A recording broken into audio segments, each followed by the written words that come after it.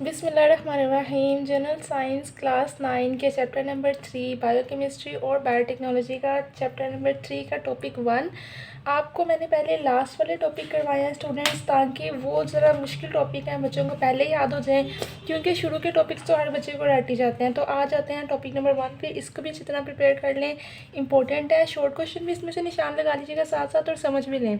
Metabolism तमाम जानदारों मसलन पौधों, जानवरों, फंजाई और बैक्टीरिया में सैकड़ों कीमियाई अवामिल वकूअ पज़ीर होते हैं। अब जानदार आपको पता ना क्या है? इंसान, पौधे, जानवर, फंजाई और बैक्टीरिया भी दो वो जानदार हैं जो कि माने नहीं जाते, लेकिन वो जानदार होते हैं, उनमें जान होती है।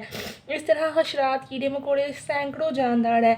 तो पौधों और जानवरों, इंसानों में तो ज़ाहिरी सी बात है कीमियाई अवामिल होते ही हैं। इंसान खाना खाते हैं, हज़म होता है, कीमियाई अवामिल है। इंसान पानी पी रहा है, सांस ले रहा है, कीमियाई अवामिल है। इसी तरह पौधों में भी कीमियाई अवामिल होते हैं। पौधे हमें जानदार लगते नहीं हैं, लेकिन पौधे जानदार होते हैं। पौधे सांस लेते हैं, पौधे हरकत नहीं कर सकते, सिर्फ उसके अलावा मुकम्मल जानदार होते हैं। उनके अंदर पूरा खुराक के पहुँचने का, खुराक की तरसील का निज़ाम होता है। जानवर भी जो है वो जानदार हैं। और फंजाई, पौधों के अंदर काई लग जाती है, जब फफूंदी लग जाती है, वो भी जानदार होती है, तभी तो वो बढ़ती रहती है। आज थोड़ी थी, कल को ज़्यादा, परसों और ज़्यादा। बैक्टीरिया, जरासीम भी जो है वो जानदार होते हैं, इसलिए तो बीमारी पैदा कर सकते हैं।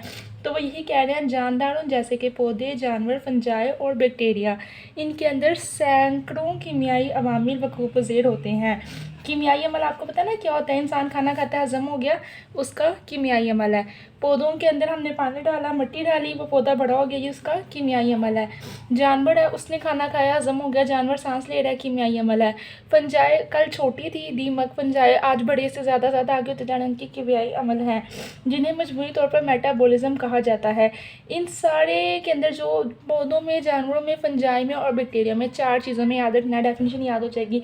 पौधे, जानवर, फंजाई और बैक्टीरिया, इनके अंदर जो कीमियाई अवामिल वकूअ पज़ीर हो रहे हैं, इनका सांस लेना, इनका खाना खाना, इनका बढ़ना, इनका आगे नशोनुमा पाना, इन सबको मजमूई तौर पर क्या कहते हैं? मेटाबॉलिज्म। असल में ना मेटाबॉलिज्म एक इंसान या जानदार या पौधे या जानवर का चलने का निज़ाम है, कि वो उसका जिस्म किस तरह जो है वो आगे जा रहा है, क्या क्या उसके अंदर हो रहा है, उसे हम मेटाबॉलिज्म कहते हैं। क्वेश्चन नंबर 1 शॉर्ट यहाँ से यहाँ तक लगा लें। सवाल लाजमी आना ही आना पेपर में, मेटाबॉलिज्म किससे कहा जाता है? तो यहाँ से यहाँ तक इसका जवाब है कि जानदारों, कौन से जानदारों? पौधों, जानवरों, फंजाई और बैक्टीरिया, इन चारों में जो कीमियाई अवामिल वकूअ पज़ीर होते हैं, इन्हें हम मजमूई तौर पर मेटाबॉलिज्म कहते हैं।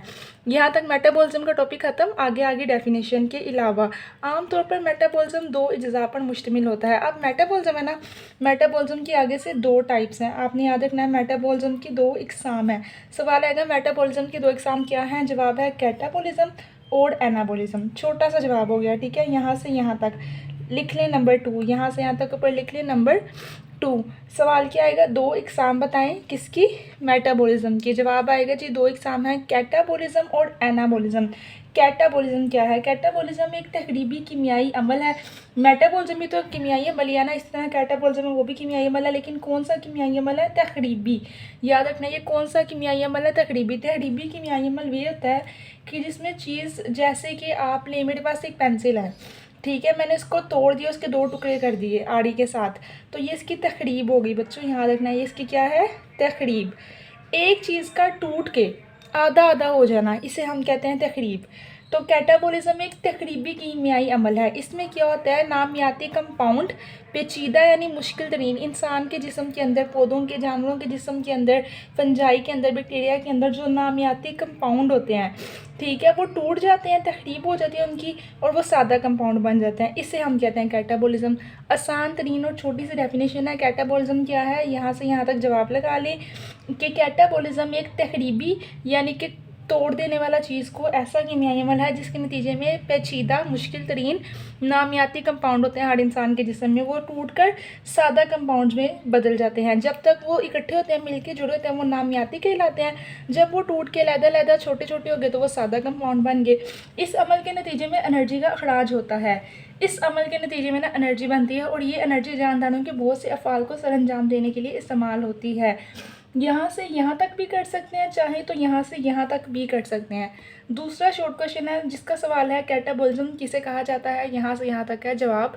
सब बच्चे अपनी अपनी बुक्स के ऊपर लगा लें। अब उसके बाद आता है जी कैटाबॉलिज्म। आपको पता चल गया। 1 मिनट, कैटाबॉलिज्म की रियल लाइफ एग्जांपल बताऊं। आपने चावल खाए, ठीक है, एक इंसान है उसने चावल खाए, ठीक है। चावल क्या है? कार्बोहाइड्रेट, ठीक है। चावल कार्बोहाइड्रेट के नामियाती कंपाउंड है। असल में चावल जो है ना वो कार्बोहाइड्रेट्स के सादा पेचीदा नामियाती कंपाउंड है। कार्बोहाइड्रेट टूट के जिस्म के अंदर जाके एनर्जी बन गए। अब ये सादा कंपाउंड बन गया, ठीक है। आपने खाना खाया, वो एक कार्बोहाइड्रेट था यानी कि पेचीदा नामियाती कंपाउंड था, जिस्म के अंदर जाकर वह टूट कर एनर्जी बन गया। अब आपके अंदर ताकत आ गई, आपके जिस्म के बहुत से अफ़ाल सर अंजाम हो सकते हैं, बहुत सारे काम कर सकते हैं। ये आपके जिस्म का कैटाबॉलिज्म है। अब समझ आ गई है। हमने चीनी खाई, वो कार्बोहाइड्रेट था, हमें एनर्जी मिली, हमने अपना काम पूरा कर लिया। ये हमारे जिस्म का कैटाबॉलिज्म है। ये हमारे जिस्म के अंदर डेली कैटाबॉलिज्म हो रहा है। जो जो हम खा रहे हैं वो पेचीदा नामियाती कंपाउंड होता है, वो टूटता है और सादा कंपाउंड बनता है। एनर्जी रिलीज़ होती है, इंसान को ताकत मिलती है, वो अपनी ज़िंदगी के काम सर अंजाम देता है। आगे चलते हैं। कैटाबॉलिक तामलात के नतीजे में कार्बोहाइड्रेट, प्रोटीन और लिपिड्स की मुख्तलिफ एंजाइम्स की मौजूदगी में ऑक्सीडेशन होती है। अच्छा जी, एंजाइम्स जो है वो आपको पढ़ा दिया कि एंजाइम्स क्या होते हैं। जिसने नहीं पढ़ा जाकर वीडियो देख ली, इस चैनल के ऊपर एंजाइम्स पढ़ चुके हैं आप लोग। लिपिड्स, प्रोटीन्स और कार्बोहाइड्रेट, हम जो खाना खाते हैं वो मुख्तलिफ शक्लों में होता है ना। चावल कार्बोहाइड्रेट होते हैं, कोई घी वाली चीज़ें खा लें वो लिपिड्स होती हैं, रोटी के अंदर प्रोटीन होता है। तो ये तीनों चीज़ें और एंजाइम्स साथ में, इनके लाजमी एंजाइम्स होता है। हर कार्बोहाइड्रेट, प्रोटीन, लिपिड के साथ एक एंजाइम होता है। एंजाइम क्या होता है पिछले टॉपिक में बता चुके हैं। उसकी मौजूदगी में ऑक्सीडेशन होती है। ऑक्सीडेशन क्या? ऑक्सीजन रिलीज़ होती है, हमारा सांस लेना आसान होता है। कोई बहुत दिनों से खाना ही नहीं खा रहा, उससे सांस आना ही बंद हो जाता है ना, उसकी ताकत ही नहीं रहती, हिम्मत ही नहीं रहती, उसकी ऑक्सीडेशन ही नहीं होती। तो वो ये कह रहे हैं कि ये जो कैटाबॉलिक, हम खाएंगे फिरेंगे काम करेंगे एनर्जी रिलीज़ होएगी ना, इससे जो कार्बोहाइड्रेट, प्रोटीन, लिपिड और एंजाइम्स होंगे साथ, हमारी ऑक्सीडेशन आसान होती है, हमारा सांस लेना चलता रहता है, सांस रुकता नहीं है। कंपाउंड्स मरहलावार टूटते हैं, ये नहीं कि सारे कंपाउंड्स एक दफ़ा ही टूट गए, बारी बारी टूटते हैं मरहलावार, और छोटे छोटे पैकेटों की शक्ल में एनर्जी खारिज करते हैं। अब आपने 1 प्लेट चावल खा ली, आपके 6 घंटे निकल जाएंगे, ऐसा ही है। अब कैसे? आपने 1 प्लेट चावल खाई है, उसी टाइम सारी एनर्जी रिलीज़ हो, उसी टाइम आप सारे काम करके फिर बैठ जाओ, फिर सुस्त हो जाओ कि जी मेरी एनर्जी खत्म हो गया। नहीं, वो एनर्जी थोड़ी थोड़ी पैकेटों की शक्ल में रिलीज़ होती रहेगी। 6 घंटे आपके निकल जाएंगे। अब आप 6 घंटे में थोड़ा थोड़ा काम कर लो, या 6 घंटे में इकट्ठी सारी एनर्जी रिलीज़ करवा के एक दफ़ा ही काम कर लो, ये आपकी अपनी मर्ज़ी है। तो आपको समझ आ गया कैटाबॉलिज्म क्या? खाने का खाना, हमारा खाना खाना और उसका एनर्जी बन के रिलीज़ होना, पेचीदा नामियाती कंपाउंड से सादा कंपाउंड बनना, इसे हम कहते हैं जी कैटाबॉलिज्म। और ये कौन सा अमल है? तकरीबी अमल है। तकरीबी यानी कि बता दिया, एक चीज़ का टूट के दूसरी चीज़ में बदल जाना। आगे आते हैं। आगे क्या लिखा हुआ है जी? एनाबॉलिज्म क्या है? एनाबॉलिज्म एक तामीरी कीमियाई अमल है। ये दोनों में मेन डिफरेंस है, कैटाबॉलिज्म और एनाबॉलिज्म में।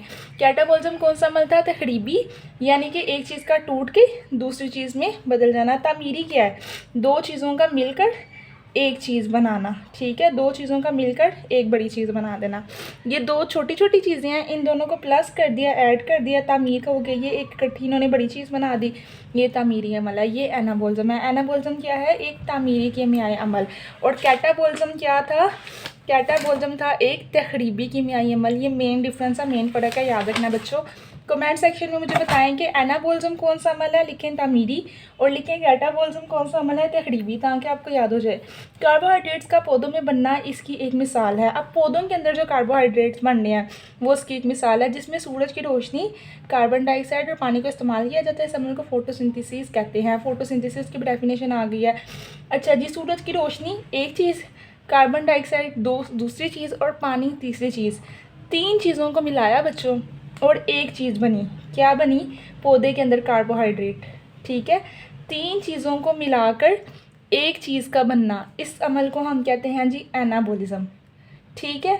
इस अमल को, वैसे पौधों के अंदर इस अमल को फोटोसिंथेसिस कहते हैं, लेकिन ये फोटोसिंथेसिस कौन सा अमल है? एनाबॉलिज्म का अमल है, कैटाबॉलिज्म का अमल नहीं है। दो चीज़ों का मिलकर एक चीज़ बनना एनाबॉलिज्म, एक चीज़ का टूट कर दो चीज़ें बनना कैटाबॉलिज्म। सिंपल सी बात थी। एनाबॉलिक और कैटाबॉलिक अवामिल के मजमूए को मेटाबॉलिज्म कहते हैं। अब दोनों को मिला दो, एनाबॉलिक दो चीज़ों का मिलकर एक बनाना और कैटाबॉलिक एक का टूट के दो बनना, इन दोनों अवामिल के मजमूए को क्या कहते हैं? मेटाबॉलिज्म, ठीक है। ये आ गया आपका 5वां शॉर्ट क्वेश्चन, मेटाबॉलिज्म किसे कहते हैं। यहाँ से यहाँ तक डेफिनेशन लिख लें। 5वां चौथा था ये एनाबॉलिज्म की तारीफ़ करें, यहाँ से यहाँ तक लिख लें 4। ठीक है ना, चौथा भी आ गया, पांचवा भी आ गया। अब यहाँ से देख लें, पहला शॉर्ट क्वेश्चन आपने करना है कि जी मेटाबॉलिज्म किसे कहते हैं। आप ये तारीफ़ कर लें या आखिर में जो तारीफ़ दी है आप वो तारीफ़ कर लें, दोनों में से एक करनी है, आपकी मर्ज़ी है। दोनों मेटाबॉलिज्म ही की तारीफ़ है। दूसरा आ गया कैटाबॉलिज्म किसे कहते हैं, यहाँ से यहाँ तक।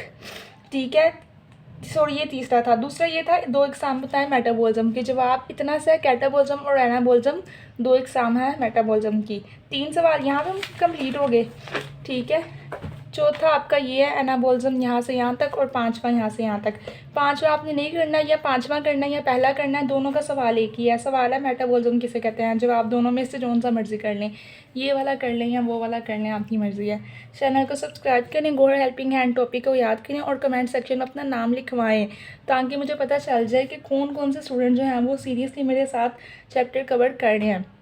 जो शुरू से चल रहे हैं उन्हें पता होगा कि हमने आगे के जो सारे टॉपिक्स हैं वो कवर कर लिए हैं। ठीक है, सिर्फ मैंने आपको 2 टॉपिक इसमें से नहीं करवाए। एक था फसलों की बेहतरी में बायोटेक्नोलॉजी का किरदार, जो कि आपको करवा देंगे इंशाल्लाह अगली वीडियो में, और एक ये था फालतू और कामयाब अशिया को दोबारा इस्तेमाल के काबिल बनाना, जो कि मैंने कट करवा दिया है, क्योंकि ये वो टॉपिक है जो मुझे लाहौर, गुजरांवाला, फैसलाबाद, मुल्तान, रावलपिंडी किसी पंजाब बोर्ड में कभी नज़र नहीं आया, ना ये इतना इंपॉर्टेंट टॉपिक है, इसलिए इसको मैंने कट करवा दिया। आपके चैप्टर में से वो करें जो आने वाला भी है, जिससे टाइम वेस्ट ना हो, ये वाला आपको करवा दिया जाएगा। और अब आपके बाकी सारे कंप्लीट करवा दिए गए हैं, ब्लड ग्रुप्स, हर किसी की वीडियो है, सिर्फ एक ये वाले टॉपिक आपका, ये 3-4 टॉपिक रह गए हैं, ये आपके इंशाल्लाह साथ साथ कवर हो जाते हैं। बाकी जिन बच्चों ने अभी तक जो है वो बाकी चैप्टर कवर नहीं किया, वो गोल्ड हेल्पिंग हैंड की इस साइंस की सारी वीडियोज़ निकाल कर देख लें। तो चैनल को सब्सक्राइब करना, कमेंट में अपना नाम लिखवाना ना भूलें। Gold helping hand.